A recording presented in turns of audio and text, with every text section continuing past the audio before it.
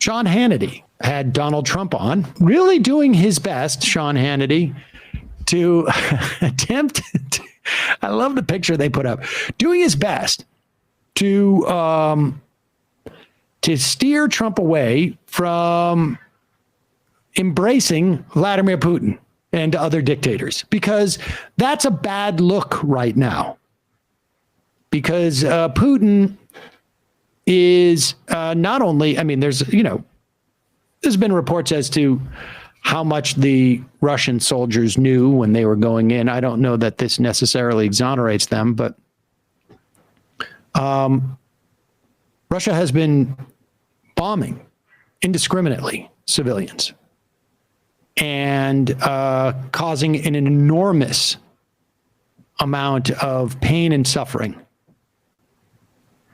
for what I think the vast majority of people in the world, to the extent that they're aware of it, understand as having no legitimate, I don't know if there is ever a legitimate reason to do so, but certainly in this instance, nothing even close to approximating a legitimate reason to do so.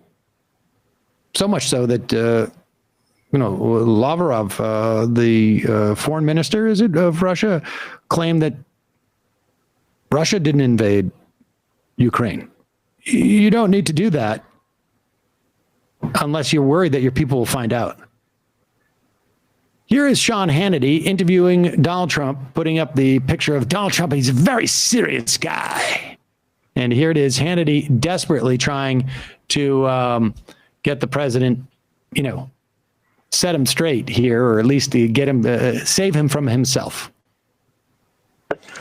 Let me go back then to the issue of the criticism, because I've known you well over 25 years. And when you got criticized for saying that Vladimir Putin is smart, we've had many conversations. And you've often quoted to me Sun Tzu, The Art of War.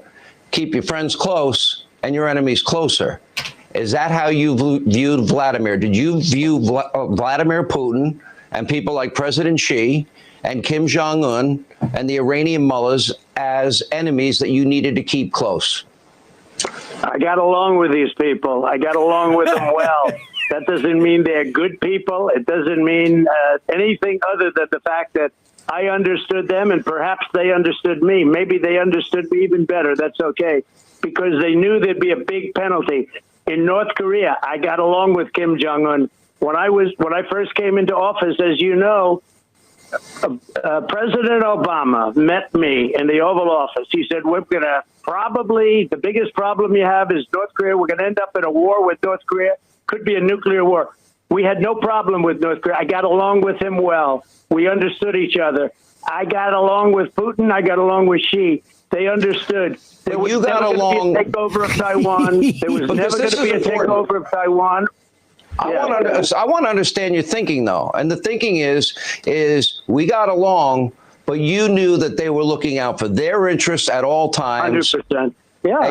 And you understood 100%. That they were capable of evil things. Putin is for Russia. And you see what happened.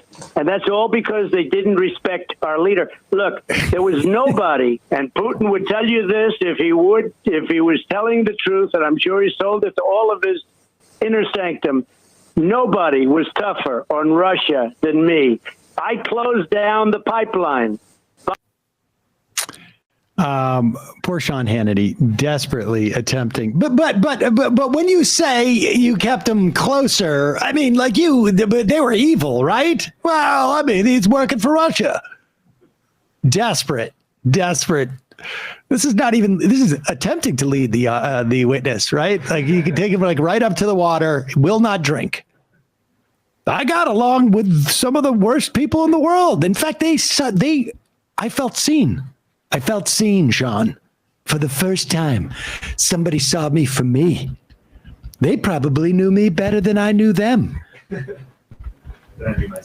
It's one of the first times I've ever been seen for me, from who I am, for me guy. Like it's still like this Hannity, like Mr. President, please, I'm doing my best here.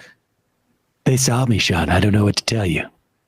You know, remember George Bush also back in the day looked into Putin's eyes. I could tell he was a good man. I could look into his eyes.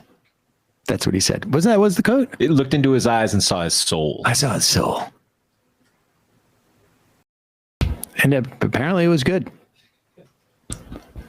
That is pretty impressive. It's nice. May everyone have someone who is going to guide them like Sean Hannity tried to in that interview with Donald Trump. Don't they talk beforehand? I mean, I guess like Hannity, like can't even, Trump won't listen to him. It's almost like if you're Hannity, you almost have to say the opposite. Maybe you should come on today and talk about how great Putin is while he is slaughtering civilians. Did George W. Bush call him Pooty Poot, or did we just, I feel like Janine made that up.